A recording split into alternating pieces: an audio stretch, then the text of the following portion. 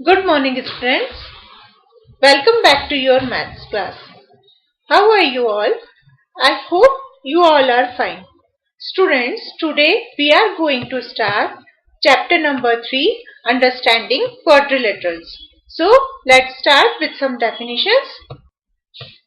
Curve. A figure formed on a plane surface by joining a number of points without lifting a pencil is called a curve. जब हम किसी plane surface पे, paper पे या किसी भी plane surface पे बहुत सारे नंबर ऑफ पॉइंट्स को ज्वाइन करके कोई एक फिगर ड्रॉ करते हैं तो वो कर्व कहलाता है. But the necessary condition should be we should not lift a pencil. That is, जब हम किसी कर्व को ड्रॉ कर रहे हैं तो वो कोई भी स्ट्रेट पाथ हो सकता है, किसी भी तरह से कोई आर्क हो सकता है. बट जब हम किसी कर्व को ड्रॉ करते हैं तो उस समय हमें पेंसिल को मूव करते समय उसे उठाना नहीं है. यदि हमने एक बार उस पेंसिल को लिफ्ट किया, उसे उठाया, तो उसके बाद वो कर्व नहीं कहलाएगा. Suppose I draw a triangle, then we can draw like this. इस केस में ये कर्व कहलाएगा. सपोज मैंने एक सर्कल ड्रॉ किया तो ये सर्कल भी मैं वन टाइम में ड्रॉ कर सकती हूँ. बट यदि मैंने एक क्वाड्रिलेटरल ड्रॉ किया और उसके अंदर यदि मैं एक सर्कल ड्रॉ करती हूँ तो पहले मैंने क्वाड्रिलेटरल ड्रॉ किया, वो मैंने वन टाइम में बना लिया. बट जब उसके अंदर मैं सर्कल ड्रॉ कर रही हूँ तो उस टाइम पे मुझे पेंसिल को अपने पेपर से उठा के सेकेंड टाइम में सर्कल बनाना है. तो उस केस में हमने पेंसिल को लिफ्ट किया, उसे पेपर से उठाया, उसके बाद बनाना, ड्रॉ करना स्टार्ट किया. So it will not be called a curve. Curve के लिए नेसेसरी कंडीशन क्या है? A figure formed on a plane surface by joining a number of points without lifting a pencil is called curve. Now open curve, closed curve and simple closed curve, ये तीन different types of curve है. इसमें क्या होता है ये हम देखेंगे. ओपन कर्व जैसे कि नाम से ही आप समझ सकते हैं, जिसमें एंड पॉइंट कॉमन ना हो वो ओपन कर्व कहलाता है. सपोज आई राइट सी. यदि मैं सी लिखती हूँ तो सी एक सेमी सर्कल बनता है. सेमी सर्कल एक कर्व होगा बट ये ओपन कर्व होगा. क्यों? बिकॉज इसके एंड पॉइंट जो है वो कहीं भी ज्वाइन नहीं हो रहे हैं. ठीक है. Now it can be defined as a curve which does not end at the same starting point or which does not cut itself is called an open curve. Open curve क्या होगा? जिसके starting point और end point same ना हो वो open curve होगा. या दूसरे शब्दों में हम कहें तो जो कर्व एक दूसरे को कहीं भी अपने आप को कट नहीं करता है वो ओपन कर्व कहलाता है. अब इसी के अपोजिट क्लोज्ड कर्व होगा. So closed curve, a curve which cut itself और which starts and ends at the same point is called a closed curve. Closed curve कौन सा होगा? जहां पे स्टार्टिंग और एंड पॉइंट सेम हो. जैसे कि यदि मैंने सपोज एक सर्कल ड्रॉ किया है तो सर्कल, एक कंप्लीट सर्कल ड्रॉ कब होता है?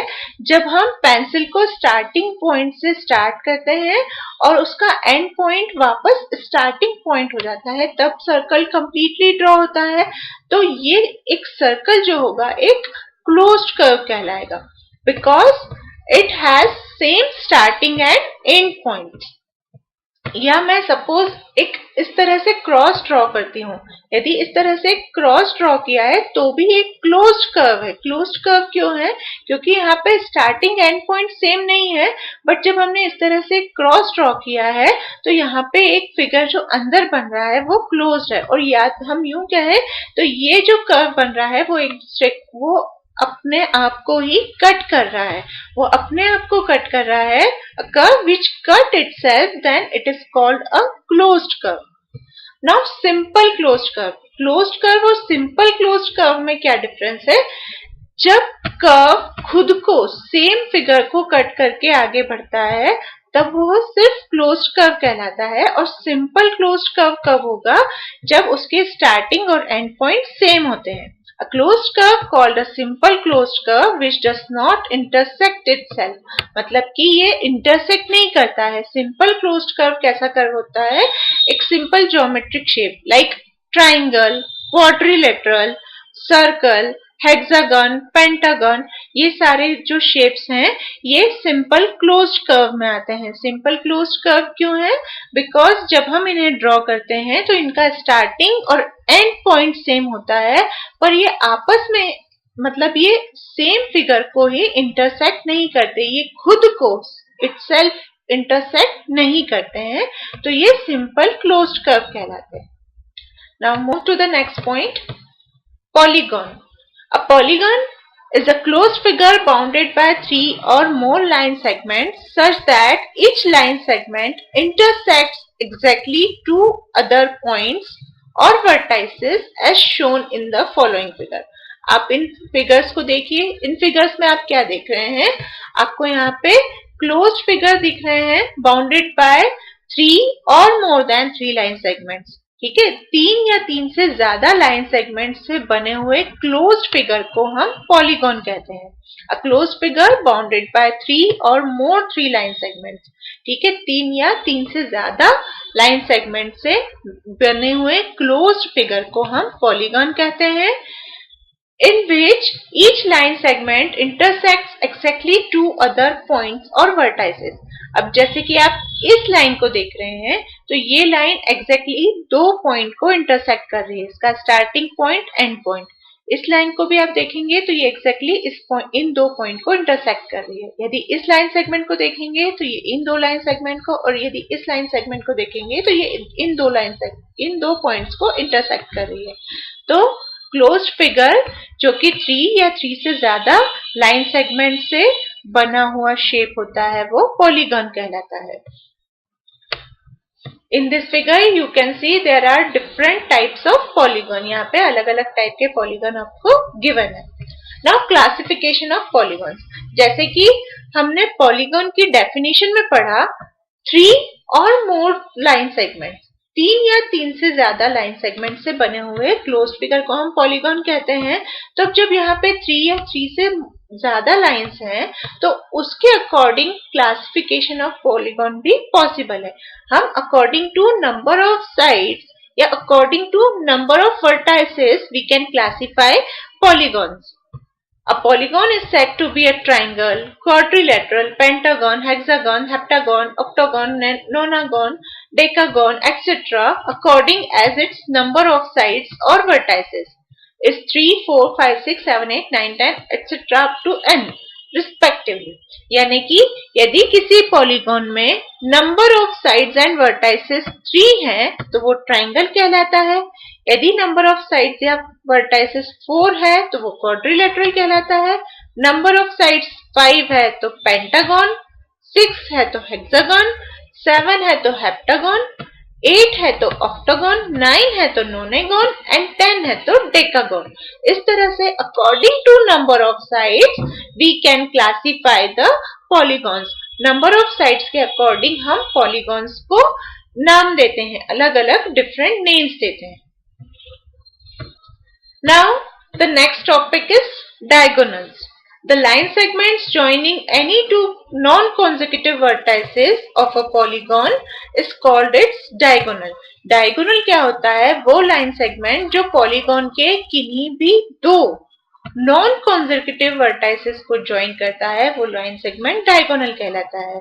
जैसे कि यदि मैं क्वाड्रिलेटरल की बात करूं, क्वाड्रिलेटरल में आप सपोज कीजिए एक स्क्वायर है, तो स्क्वायर में हम देखते हैं 4 वर्टाइसेस है। इनके अपोजिट वर्टाइसेस को जब हम ज्वाइन करते हैं तो उनसे बने हुए लाइन सेगमेंट को हम डायगोनल कहते हैं। Now convex and concave polygon. Convex and concave polygon क्या होते हैं? A polygon is said to be convex if it has no portion of its diagonals in its exterior. Otherwise, it's said to be a concave polygon. इसका meaning क्या हुआ? यदि किसी polygon में हम डायगोनल ड्रॉ करते हैं और डायगोनल कंप्लीटली पॉलीगॉन के इनसाइड है, अंदर की ओर है, तो वो पॉलीगॉन कॉन्वेक्स पॉलीगॉन कहलाएगा। और यदि डायगोनल को ड्रॉ करने पर उस डायगोनल का थोड़ा सा भी पार्ट पॉलीगॉन के बाहर की साइड जाता है, एक्सटीरियर में जाता है, तो उस केस में पॉलीगॉन कॉन्केव पॉलीगॉन कहलाएगा। In this figure you can see if we draw diagonals of this quadrilateral then we will draw these two diagonals. We can draw only these two diagonals, so it is called convex polygon. यहाँ भी यदि हम इसके diagonal draw करते हैं तो diagonal हम किस तरह से ड्रॉ करेंगे, इन दोनों वर्टाइसेस को ज्वाइन कर सकते हैं, इन दोनों वर्टाइसेस को ज्वाइन कर सकते हैं, इन्हें ज्वाइन कर सकते हैं, तो ये इनके डायगोनल्स कहलाएंगे जो कि इस पॉलीगॉन के इनसाइड में है। जब भी हम डायगोनल ड्रॉ करते हैं और वो पॉलीगॉन के इनसाइड हो तो वो कॉन्वेक्स पॉलीगॉन कहलाते हैं। बट यदि हम इस फिगर को कंसिडर करें तो यहाँ पे ये टू नॉन कॉन्जिक्यूटिव वर्टाइसेस है, इनको यदि हम ड्रॉ करते हैं तो ये भी एक डायगोनल बन जाएगा, पर ये डायगोनल इस पॉलीगॉन के बाहर की साइड है, एक्सटीरियर में है, तो ये कॉन्केव पॉलीगॉन कहलाएगा। Now regular and irregular polygons. A polygon which is both equiangular, has all angles of equal measure, and equilateral, has all sides of equal measure, is called a regular polygon. For example, a square, an equilateral triangle, etc. Now regular और irregular polygon क्या होते हैं? यदि किसी polygon में सारी sides और सारे angles equal हो, उस केस में पॉलीगॉन रेगुलर पॉलीगॉन कहलाता है, और यदि किसी पॉलीगॉन में साइड्स इक्वल नहीं हो या एंगल्स इक्वल नहीं हो, उस केस में वो इर्रेगुलर पॉलीगॉन कहलाता है। यदि मैं आपको एग्जांपल बताऊं तो स्क्वायर, इक्विलेटरल ट्रायंगल, इसमें आप जानते हैं स्क्वायर में आप जानते हैं चारों साइड्स इक्वल होती है और चारों एंगल्स इक्वल होते हैं 90 degree, so square is a regular polygon. In the same way, in equilateral triangle, all angles are equal of measure 60 degree and length of all sides are also equal. So, equilateral triangle is also an example of regular polygon. बेटा यदि आप यहाँ पे square और rectangle इन दोनों में difference देखेंगे तो रेक्टेंगल में भी सारे एंगल्स इक्वल होते हैं, all angles of measure 90 degree, सारे एंगल्स की वैल्यू 90 डिग्री होती है, मतलब वो इक्वी एंगुलर तो है बट रेक्टेंगल में अपोजिट साइड्स इक्वल होती है, all sides are not equal, so rectangle is an irregular polygon. Rectangle को हम रेगुलर पॉलीगॉन में कंसीडर नहीं कर सकते हैं, उसमें साइड्स इक्वल नहीं होती है, सिर्फ एंगल्स इक्वल होते हैं, इसलिए वो इर्रेगुलर पॉलीगॉन में कंसीडर होता है। Now let's start exercise 3.1। The first question of this exercise is given here are some figures। आपको एक्सरसाइज 3.1 में जो क्वेश्चन गिवन है उसमें कुछ फिगर्स इस तरह से बुक में गिवन है। Classify each of them on the basis of the following, और आपको डिफरेंट टॉपिक्स गिवन है उसके अकॉर्डिंग आपको इन्हें क्लासिफाई करना है। First topic is simple curve. Simple curve इनमें से कौन कौन से हैं ये हमें देखना है। तो figure first, second, this two are simple curve. इससे आप देखेंगे ये सर्कल के अंदर एक और सर्कल है, दो सर्कल से, ये सिंपल कर्व में कंसीडर नहीं होगा, ये भी सिंपल कर्व में कंसीडर होने वाला शेप नहीं है। यदि आप इसे देखेंगे यहाँ पे हमने स्टार्ट किया इसे ड्रॉ करना और कंप्लीट कर लिया है एक ही बार में, इसलिए ये भी एक सिंपल कर्व है। Sixth is also a simple curve, seventh is also a simple curve because we can draw it without lifting pencil. So 1, 2, 5, 6 and 7, these 5 figures are simple curve and 3, 4 and 8 are not simple curve. Simple closed curve। अब देखिए हमने इन तीनों में देखा कि ये simple curve नहीं है, तो हमें इनमें सिंपल क्लोज्ड होने की भी कंडीशन चेक करने की जरूरत नहीं है। अब हम सिंपल क्लोज्ड कर्व में इन्हीं 5 फिगर्स को देखेंगे।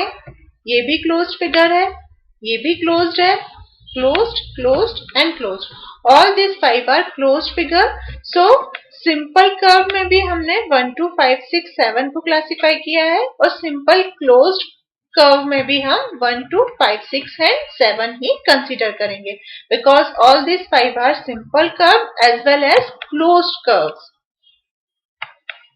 पॉलीगॉन, पॉलीगॉन जिसमें कि मैंने बताया था लाइन सेगमेंट्स होना चाहिए, लाइन सेगमेंट्स सिर्फ 1 और 2 में है, बाकी फिगर्स में आप देखेंगे लाइन सेगमेंट्स पॉलीगॉन की जो कंडीशन मैंने बताई थी वो सिर्फ 1 और 2 ही सेटिस्फाई कर रहे हैं. क्लोज्ड बाउंडेड फिगर बाय 3 और मोर देन 3 लाइन सेगमेंट्स. तो closed bounded figure by joining 3 or more than 3 line segments are only two figures, 1 and 2.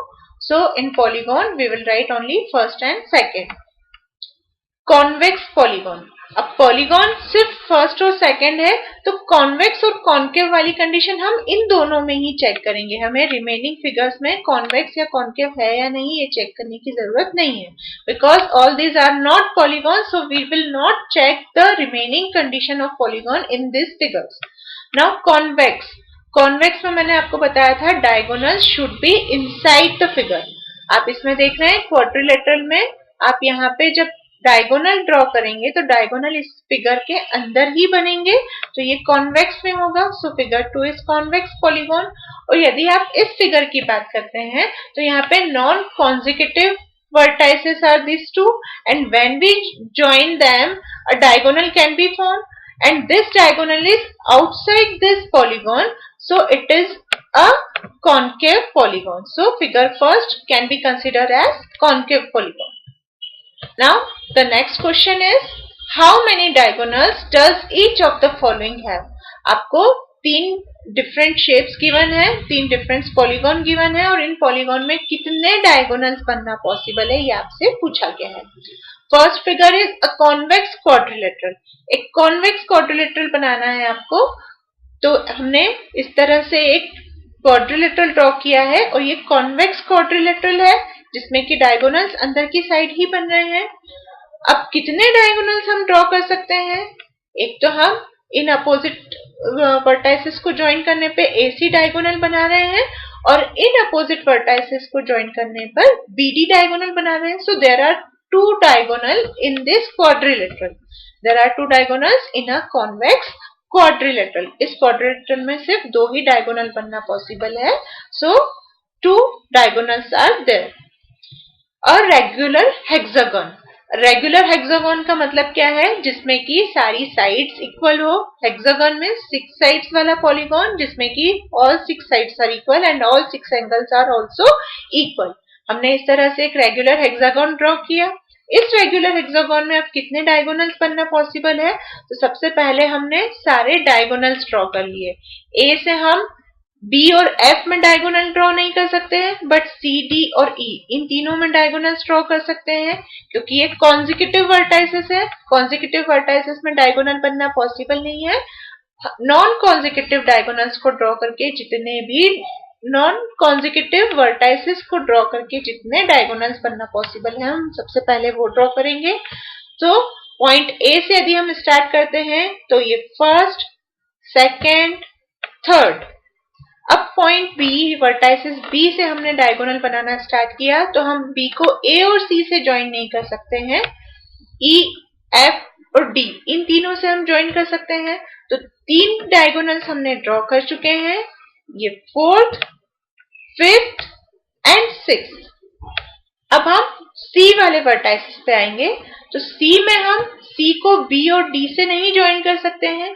C को हम A, F और E से ज्वाइन कर सकते हैं. तो CA ये हम पहले ही काउंट कर चुके हैं, ये हम काउंट नहीं करेंगे. CF this will be 7th. CE this will be 8th diagonal. 3 diagonal A से, 3 डायगोनल हमने B से काउंट किए और पॉइंट C या वर्टाइसेस C से हम 2 ही डायगोनल काउंट कर रहे हैं क्योंकि ये जो AC डायगोनल है हम पहले ही काउंट कर चुके हैं. Now from vertices D we cannot find diagonal by joining DC or DE.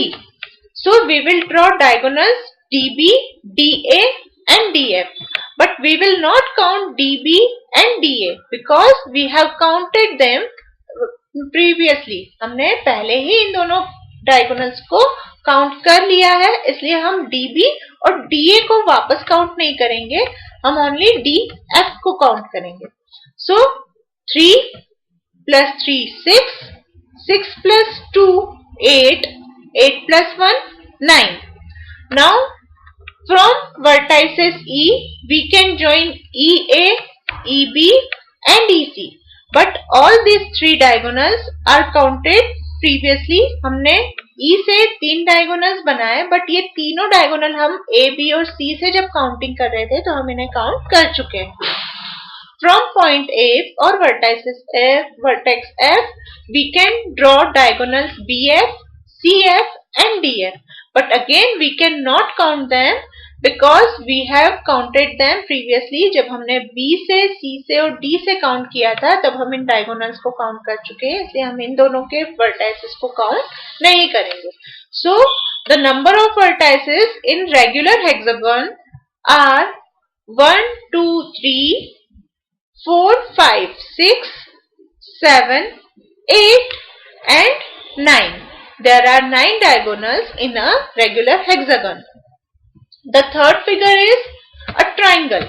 A triangle does not have any diagonal in it. जब हम यहाँ ट्राइंगल की बात कर रहे हैं तो ट्राइंगल में आप देखेंगे 3 वर्टेक्स हैं. अब इन 3 वर्टेक्स में यदि हम वर्टेक्स ए की बात करें तो बी और सी जो है यहाँ से हम सिर्फ साइड ड्रॉ कर सकते हैं, डायगोनल्स ड्रॉ नहीं कर सकते हैं, क्योंकि remaining 2 vertex are consecutive vertex. Consecutive vertex ही होते हैं इनमें रिमेनिंग 2 वर्टेक्स, इसलिए हम ट्राइंगल में एक भी डायगोनल ड्रॉ नहीं कर सकते.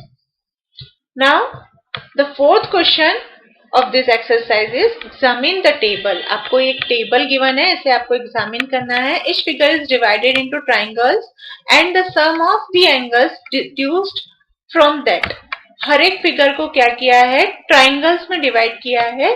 और जैसे कि हम जानते हैं ट्राइंगल में तीनों एंगल का सम 180 डिग्री होता है, उसी तरह से इसे भी हमने ट्राइंगल्स में डिवाइड करके एंगल सम फाइंड किया है फॉर डिफरेंट पॉलीगॉन्स. यदि आप यहाँ देखेंगे ट्राइंगल है, ट्राइंगल में साइड्स होती हैं 3, angle sum 180 degree. Here is a quadrilateral. Quadrilateral में साइड्स, नंबर ऑफ साइड्स हैं 4.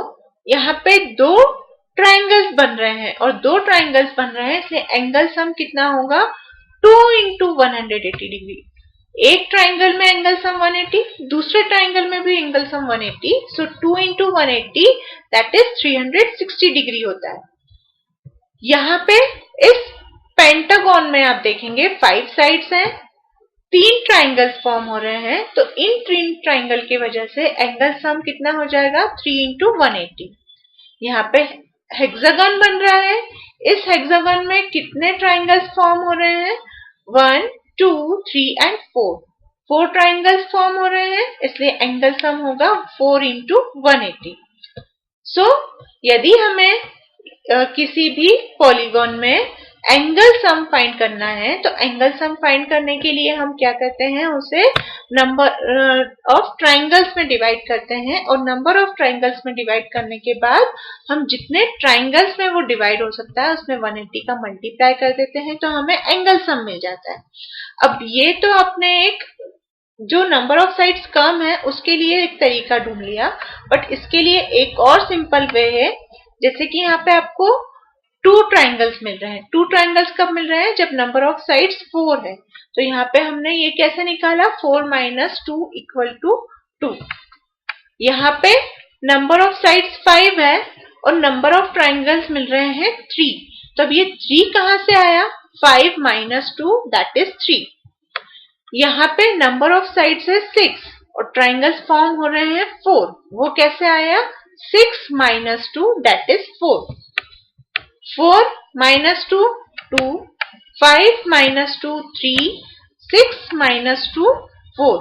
तो यहाँ पे नंबर ऑफ ट्राइंगल्स कितने बनेंगे ये निकालने के लिए क्या फॉर्मूला है, ये फॉर्मूला है कि जो नंबर ऑफ साइड्स हैं उसमें से आप 2 माइनस कर दीजिए. जब आप 2 माइनस कर देंगे तो आपको कितने ट्राइंगल्स बन रहे हैं वो मिल जाएगा, और जब कितने ट्राइंगल्स बन रहे हैं वो मिल जाएगा तो उसमें 180 का इंटू करने से हमें एंगल सम मिल जाएगा.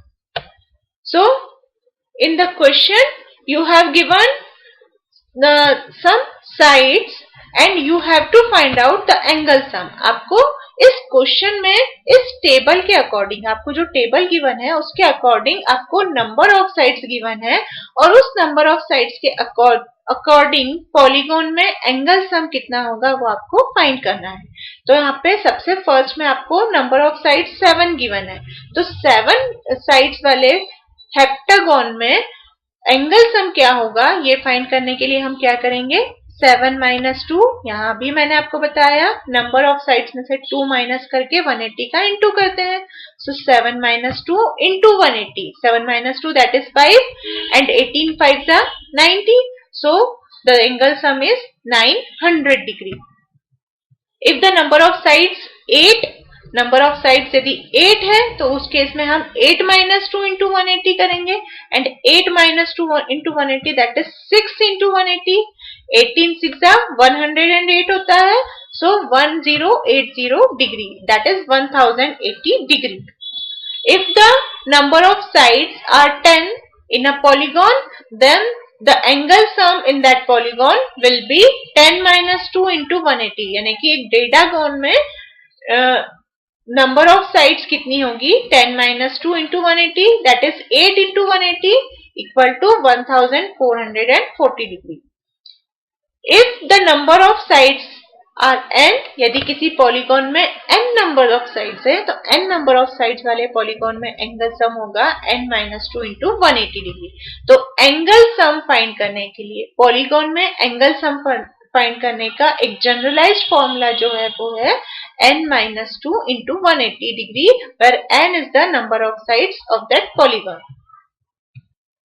Now question number 6 is find the angle, measure x in the following figures. आपको यहाँ पे कुछ फिगर्स गिवन है और इस फिगर में आपको, इन फिगर्स में आपको x की वैल्यू फाइंड आउट करनी है। So let's start with this first figure. In this figure you can see there is a polygon which is a quadrilateral. एक पॉलीगॉन है जो कि 4 साइडेड वाला है, इसलिए इसे हम क्वाड्रिलेटरल कहेंगे। 4 साइड्स है इसलिए एंगल सम जो होता है 4 minus 2 into 180 that is 360 degree होता है। Sum of measures of interior angle of a quadrilateral is 360 degree. Therefore in the given quadrilateral यहाँ पे चारों एंगल का सम जो होना चाहिए वो 360 डिग्री के इक्वल होना चाहिए। So 50 plus 130 plus 120 plus x, इन चारों एंगल का सम हम इक्वल टू 360 डिग्री रखेंगे। When we add 50, 130 and 120 we get the sum as 300 plus x equal to 360 degree. When we shift this 300 degree to RHS, it will become minus. So 360 minus 300 that is the value of x is 60 degree. जब हम 300 degree को right hand side shift करेंगे तो ये minus में हो जाएगा और 360 में से 300 माइनस करने पे हमें मिलेगा 60 degree. So the value of x in this figure is 60 degree. Now come to the next figure. In B, you have this figure. You have to find out the value of x as well as a. आपको x और a दोनों की value find करनी है। यहाँ पे सबसे पहले हम क्या देख रहे हैं, यहाँ पे एक स्ट्रेट लाइन है जिसे एक परपेंडिकुलर लाइन इंटरसेक्ट कर रही है। परपेंडिकुलर लाइन इंटरसेक्ट कर रही है इसलिए यहाँ पे 90 डिग्री का एंगल बन रहा है। यहाँ पे आपको ये इससे भी समझ जाना चाहिए, यदि इस तरह से आपको सिंबल गिवन है that is this angle is of 90 degree. Now from the figure it can be concluded that 90 degree plus a equal to 180 degree. ये 90 डिग्री है, ये a है, तो इन दोनों को जब हम प्लस करेंगे तो ये 180 डिग्री के इक्वल होगा बिकॉज ये दोनों लीनियर पेयर फॉर्म कर रहे हैं. So 90 degree plus a equal to 180 degree linear pair. So a equal to 180. When we shift this to RHS, it will become minus. So 180 minus 90 is equal to 90 degree. Hence the value of a is 90 degree. Now the sum of the measures of all interior angles of a quadrilateral is 360 degree. Therefore 60 plus 70 plus x plus 90, यानी कि इन चारों angle का सम, चारों interior angle का सम 360 होना चाहिए. तो जब हम चारों को ऐड करते हैं तो इक्वल टू 360 डिग्री हम लिखते हैं. When we add 60, 70 and 90 we get 220 plus x equal to 360 degree. And when we shift this 220 to RHS it will become minus. Subtract 220 from 360, we get the value of x as 140 degree. Students, here we have completed exercise 3.1. Now the remaining question of exercise 3.1 are in homework. Now we will continue this chapter with exercise 3.2 in our next video class. Till then, take care. Thank you.